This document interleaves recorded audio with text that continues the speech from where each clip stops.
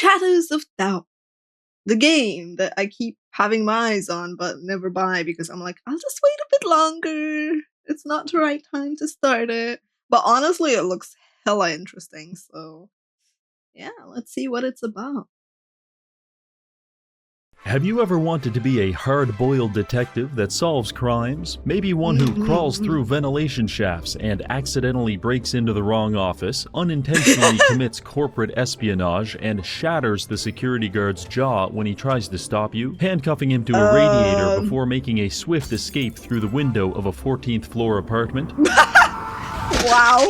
Well, boy, you really have some stuff to work on. But in the meantime, we can simulate all of those things in Shadows of Doubt. This game offers a procedurally generated world with hundreds of unique citizens innocently going about their lives until one of them snaps and becomes a serial killer. As unlicensed detectives, we are the only people that can solve these crimes and bring their offenders to justice. As unlicensed. Nice.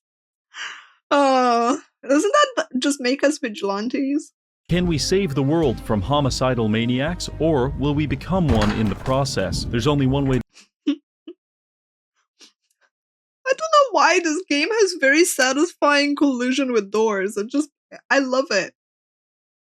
Yeah, I know Seth made one. I reacted to it. You can find it on the channel. Altano. No, but first, a word from our sponsor. This video is sponsored by Raid Shadow Legends. It's an RPG, Shadow PvP, Legends. Mobile phone lifestyle experience. You know, my country with is over really 80 million fudged downloads, when not even Raid Shadow customization, Legends and wants to amazing sponsor graphics. you. Personally, I enjoy the boss battles. Sometimes I fight them in public, and when I lose, I scream and cry before slamming my head through some drywall. But it's all in good fun. Speaking of I don't know how I feel about the fact that called Kiss, Marry, Kill not using even their Raid roster Shadow of over Legends 800 unique wants to champions. sponsor I'll start me. by saying that I would kiss Troglodyte because he is charming and reminds me of myself. I would also marry Troglodyte for the exact same reasons. Finally, I would kill Shatterbones because his Precambrian facial characteristics and male pattern baldness intimidate me greatly. Also, you have like until how this November turned 10th into to a explore kill, Raid's marry, haunted cemetery F. for a chance to win in-game items and real-life prizes. Simply download Raid using the links below, enter your player ID at this address, grab a shovel, and begin your career in grave robbing, because there's over $20,000 worth of Amazon gift cards to be found, along with several powerful champions. Download Raid with the link in my description or the QR code to get all this free stuff and Epic Champion Talia. Thank you, Raid. Now back to the video. We start by generating our character and city. Everything in Shadows of Doubt is disgusting and caked in a thick layer of corruption, so naturally I used my Discord server as the seed phrase. For my character, a white male named Reginald the Fist. More on that later. For now, let's begin. The city calls out to me like a cheap I like how he chose his weapon on the starting screen. The fist. I'd honestly be a door handler. Yeah, I would kill you with doors. escort. She doesn't want me, but she needs me. It's constantly raining in an effort to shower these filthy streets clean, but it never works. This place is being choked by nihilism so hard that it's bulging at the eyes, dying a slow death, one citizen at a time. But that stops now. We spawn into a dirty alley as a high-masking autistic man who, judging by my surroundings, is also probably homeless. Perfect. It's just like real life. I spend some time trying to get in character by rummaging through dumpsters and jeering at passers-by. Eventually, my character gets cold and I have to huddle up next to someone who is almost certainly a sex offender for warmth. It was at this point I sex offender for warmth.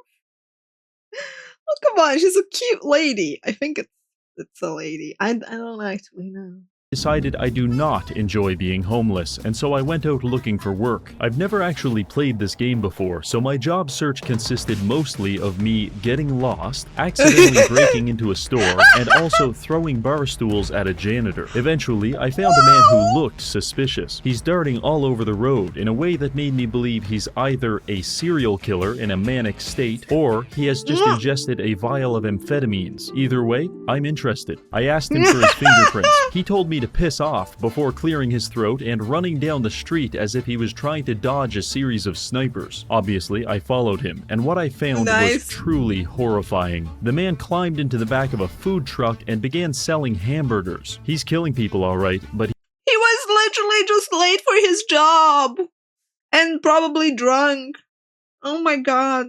He's doing it slowly and legally, so there's nothing we can do. I sunk into a pretty big depression after this and wandered my way to a nearby bar. As it turns out, this was my lucky break, because I found a bulletin board with several side jobs listed on it. Arresting a dangerous criminal, committing corporate espionage, and stalking people were all offered. But obviously, I had to go with the fourth option, a note that simply read, humiliation, no questions asked, no questions answered. Public humiliation. Wow. I wonder... No, actually I don't... Which was a great policy, because I really didn't want to know why the note was spattered with an unidentified white liquid. I called the number, and they told me that at exactly 7:20 p.m. a payphone in the Thacker Street burger joint would ring, and I must answer it for further instructions. Quickly checking my watch, I notice it's already 7:20 p.m. I panic and begin sprinting to the burger joint, only to realize it was literally 10 feet across the street from where I started. The person I am working for is a fucking idiot. I answer the phone and my client explains that they have a target they want me to humiliate, and they've hidden a briefcase with the target's details somewhere inside the restaurant. Wow. Finding it was quite simple because I literally watched it spawn in. I took a seat at a booth and popped it open. This was when I realized my client must have recently survived a motorcycle accident because he clearly has catastrophic brain damage. Why do I say this? Because the only information they gave me about the target in this entire briefcase is that they are 27 with short black hair and that they work at the burger joint. That could be just about every Asian in town. Now, done with the suitcase, I throw it at a small child as hard as I can, but I miss. Damn it. Wow. Assuming that the target is even here in the first place, throw. These descriptors narrow it down to this girl behind the counter. Our mission? Humiliate her by throwing food in her face and using our camera to take a photo of it. This will be easy, I thought to myself. So I purchased a random food item and launched it at her eyes. However, the item I purchased was scalding hot coffee, and I believe that upset her greatly because as I was Why are you throwing a drink when it said throw food? In what universe is a drink considered food and not a beverage? Damn. fumbling with my camera, she jumped over. Also, I finally know where the footage for the scalding hot drink being poured is from, because I saw the movie last night. I'm proud of myself. I'm getting more references. The counter, pulled out a knife and started stabbing me to death. As if this wasn't bad enough, everyone else in the restaurant also began brandishing knives and chasing me as I jumped from booth to booth, snapping photos of what was sure to be my final moments on this earth. At one point, a man even pulled a gun and attempted to blow my head off. However, he missed and shot an innocent bystander in the shoulder. This was where it got interesting, because this accidental homicide incensed the crowd further and they entered into some kind of blood orgy and started stabbing each other wildly. I documented the entire thing from behind a couple of booths. Eventually, the mass hysteria became so extreme that it activated the security alarms and high-powered ceiling turrets began firing into the crowd indiscriminately. This was when I knew it was time to leave. I had done enough. Thankfully, while this was— What the heck just happened? Literally chaos and shit. Oh my god, I want to play this game more now.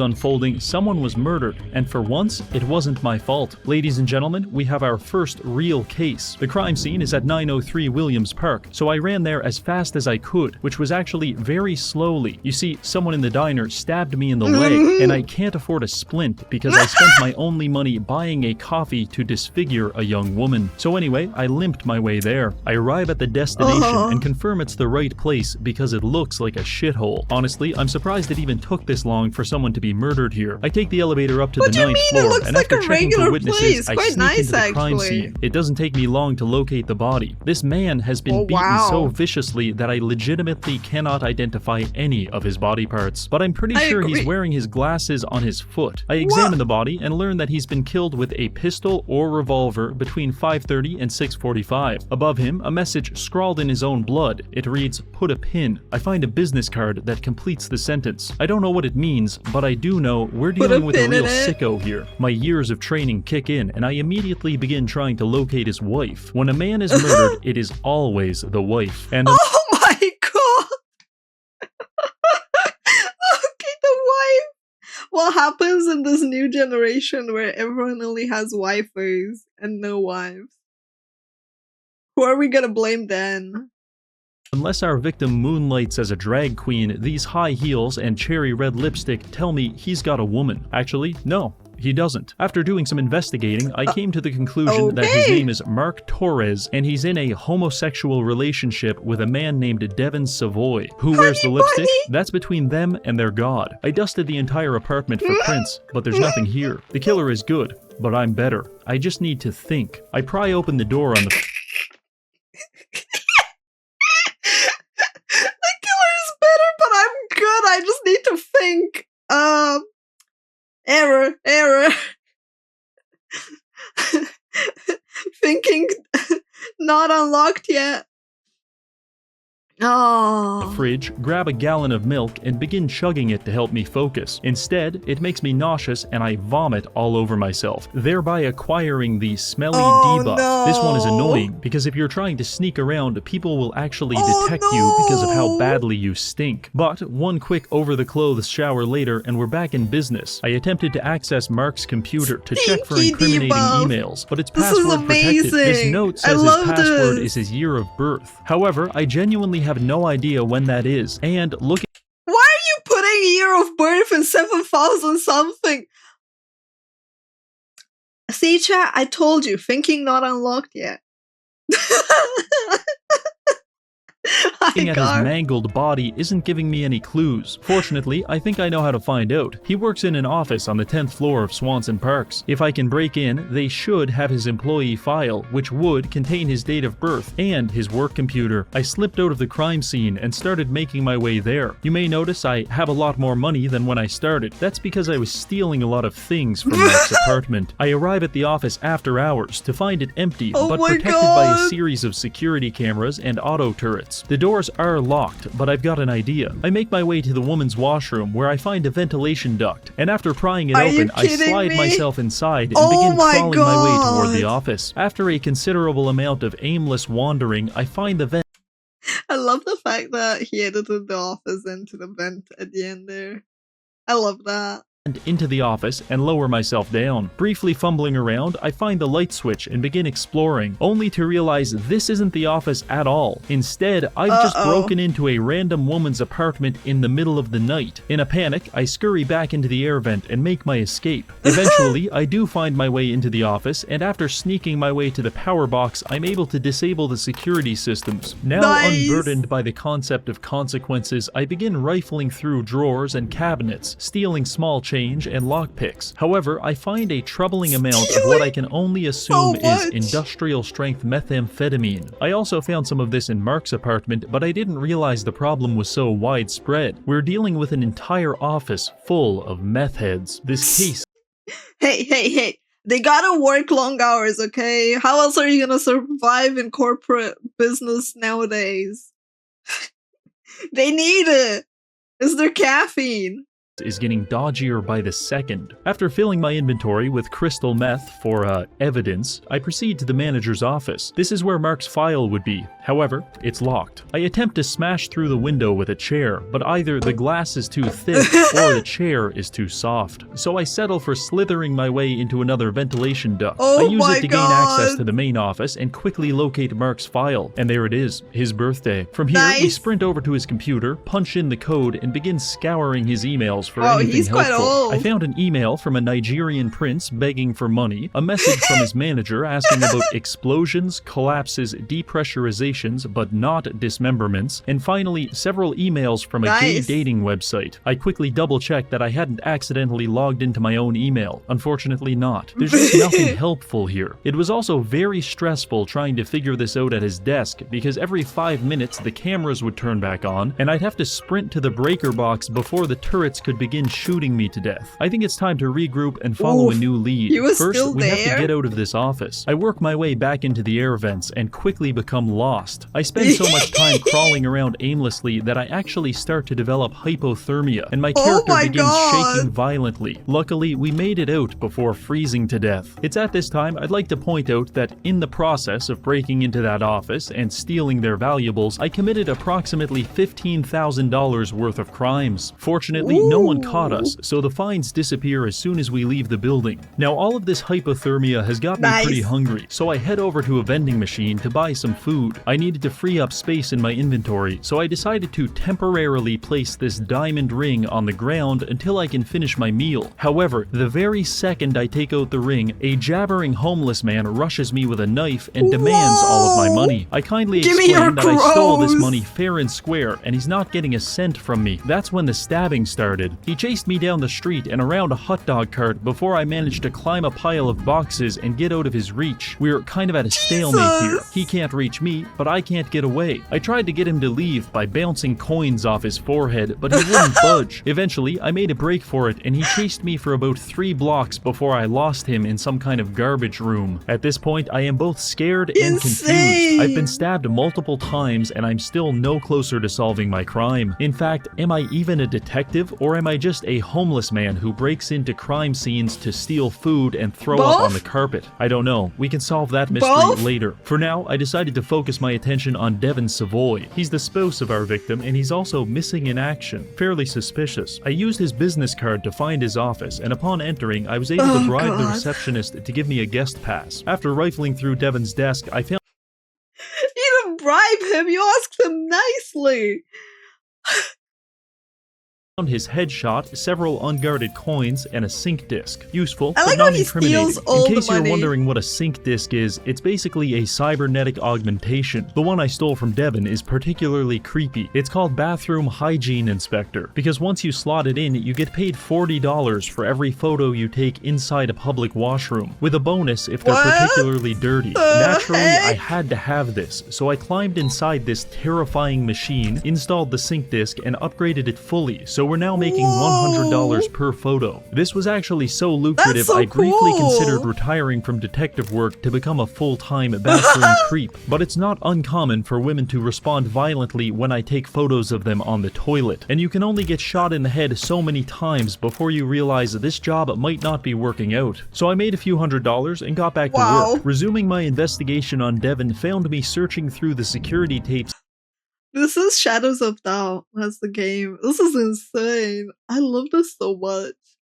I can't believe someone is literally hiring you to take pictures of randoms in the bathroom. At his office. That's when it happened. The murderer struck again. You see, in Shadows of Doubt, there is only ever one active killer, and they strike every 24 hours, which is awful, but also gives us more evidence. So I sprinted through the snowy streets and made my way to Mariga Terrace. After taking the lift up, I find a hollow-eyed Asian man standing in the doorway. The hallway behind him is speckled with blood, and he's giving me a very authentic 1,000-yard stare. The police are doing something in the apartment, so I settle for interrogating this strange man while I wait for them to leave. His name is Yuka Harada, and he's actually very helpful. He gives me his fingerprint, a description of a suspicious person, and just as I'm about to ask him for some spare change, gunfire rings out. The police officers start shooting at Yuka and then slam the door in my face. He tries to escape and pull a panic alarm, to which the cop replies, You're Chinese. And shoots him in the back of the head. You see, cops do exist in this world, but from what I gather, their only purpose is to assault minorities. Perfect. It's just like real life. Anyway, I just observed 2 police officers gunned down. This got real way too quick. Down an innocent man and then pretend like nothing happened. And as the only witness. Oh my god, the NPC literally said good riddance. Look at him. Good riddance. Happened, and as the only witness, I was a little terrified, so I took the elevator downstairs, drank a bunch of mouthwash to calm my nerves, and then returned to the crime scene and let myself in. It's another grisly murder, this time 43-year-old Dontrell Baldwin. Same murder weapon, time of death between 11 a.m. and 12 p.m. I dust the entire house for prints, check the phone records, and hack into the computer to search for evidence, but there's nothing at all. In an effort to focus myself, I open the fridge and begin eating a steak, only to realize it's raw and I forgot to cook it. Disgusting.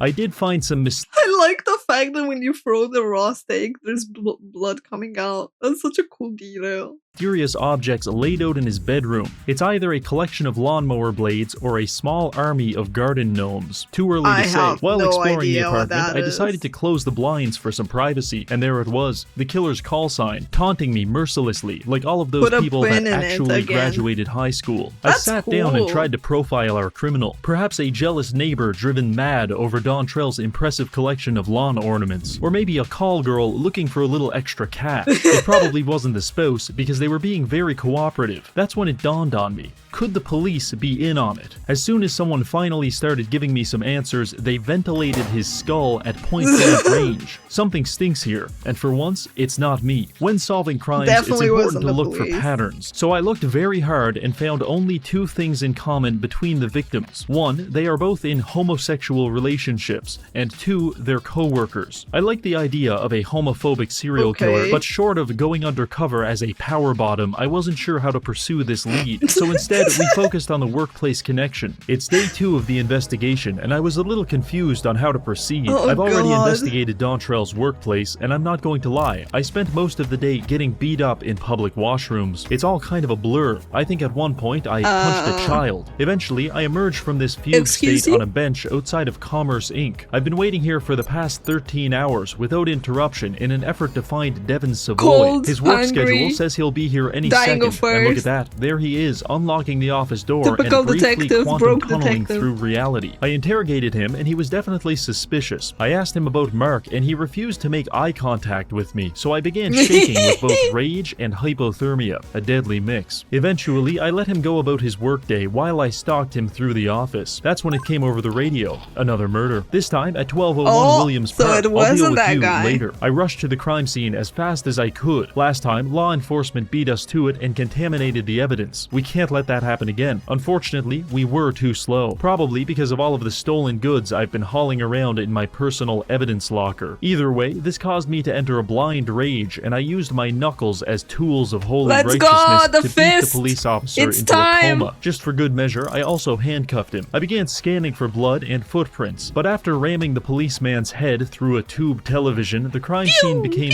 somewhat contaminated. Fortunately, the bedroom was relatively pristine along with the body. It's Winton Goolsby, CEO of Cotton Inc., the same company Mark and Dontrell worked for. Someone is knocking off the upper management. First, the head of HR, then marketing, and now the CEO. Who could it be? Competition? Jaded employee? Maybe even me in this is so cool. Some kind of violent drug binge. Only time will tell. I searched like, this is so cool. The fact that, like, there's an entire case about, like, one company getting knocked off, and you have, like, a motto and every crime scene, and the serial killer. That's so badass. I like it. I like it so much. The apartment to find the following: fresh footprints from a size 12 woman's heel, a singular 8mm cartridge, and finally a new sync disk. This one allows you to make money by installing data mining software on work computers. Winton Goolsby, you naughty, naughty boy. This was all helpful, but we really cracked the case wide open after I infiltrated the apartment building's security office. Here I can access the cameras for every floor of the building, and luckily there's one with a good view of Winton's unit. He died around lunchtime, so I scrubbed through the footage and found a few potential candidates. However, one stuck out in particular: Andrea Narayan. Why do I know this name? Everyone else was just unidentified citizen. That's when it hit me. I know Andrea because I took a Polaroid of her on the toilet at Cotton Inc.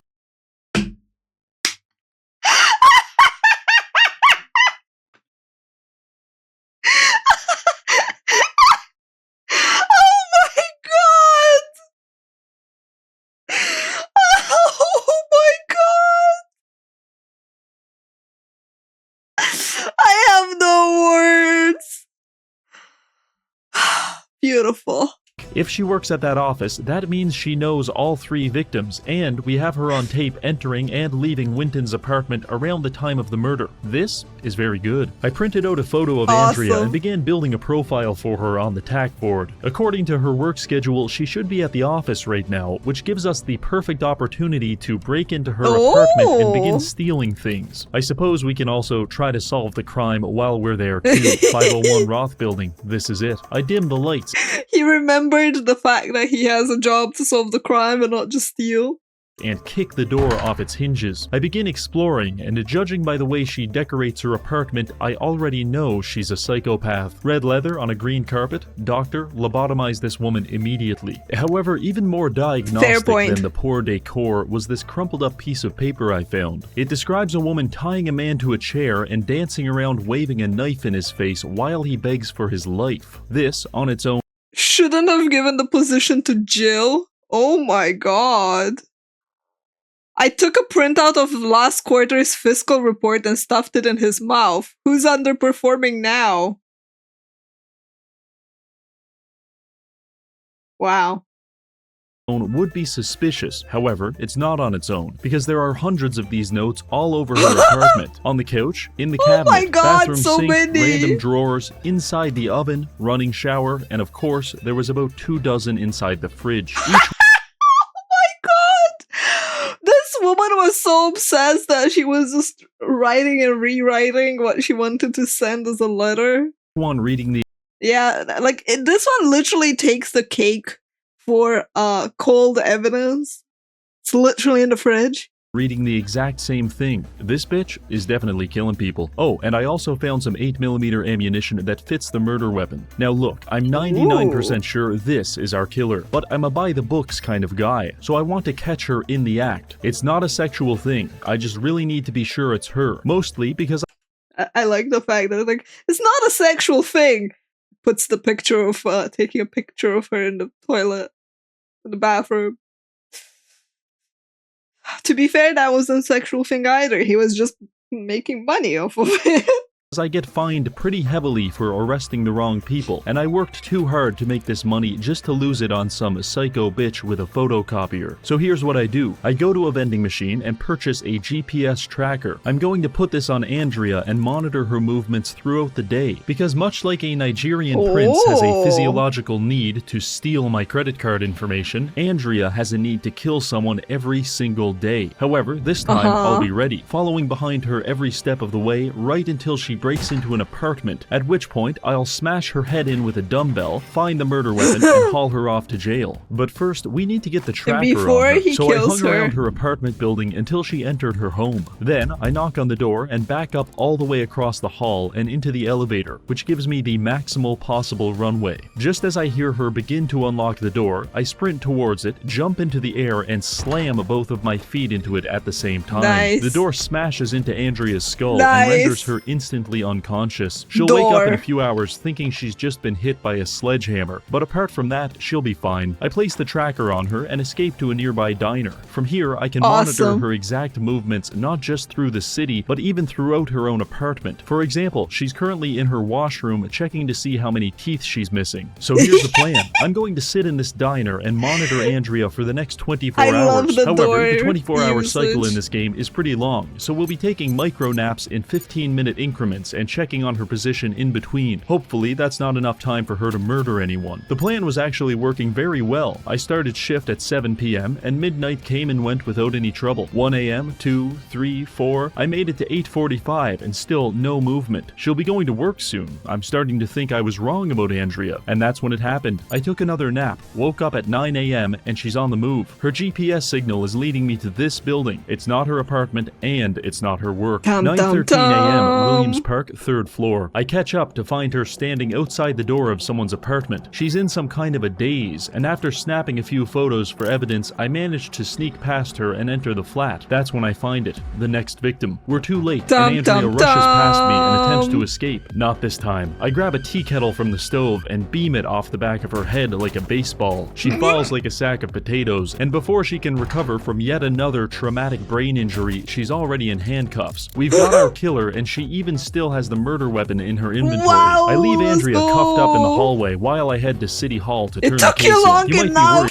Oh my god! Freaking AI dissing him!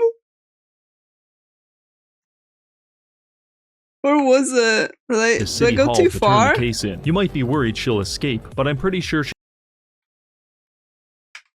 Yeah, it took you long enough. Look at that. the hallway while I head to City Hall to turn the case in. You might be worried she'll escape, but I'm pretty sure she can't even walk anymore after taking that tea kettle to the head. After filling out the arrest form, we hand the case in and wait for our results. Apparently, I fucked up the paperwork a bit, but most importantly, we arrested the right person, and as a reward, we receive $1,700 and our social credit increases, which means the Communist Party will stop putting estrogen in my water supply. What a shame. Oh, and in case you're wondering about the police officer we assaulted at Winton Goulby's apartment, yeah, I'm pretty sure he's dead. I turned off all the lights and left him handcuffed in the living room. Regardless, the streets are safer and the world has us to thank for it. Thanks for watching, and I'll see you in the next video. Finally, wow. I can't believe he did that to the poor cop. don't forget to install Raid It's using fine, the no links one below saw to get him. all this cool stuff. It's Alright, okay. see you later. As long as no one saw him, nothing happened. Am I right? Oh, this was fun. Yeah, as I said, I really want to play Shadows of Doubt at one point because like the game seems so goofy and so amazing, and I think it has Twitch integration. So I think it would be really fun to play. I think it would be really fun to play with people. Skip the ads. I never skip ads because like that's how the creators make money. The least you can do is watch their ads. You know? Oh. Anyway, if you made it this far, YouTube, thanks for hanging out. Thanks for watching. I shall see you on the next one.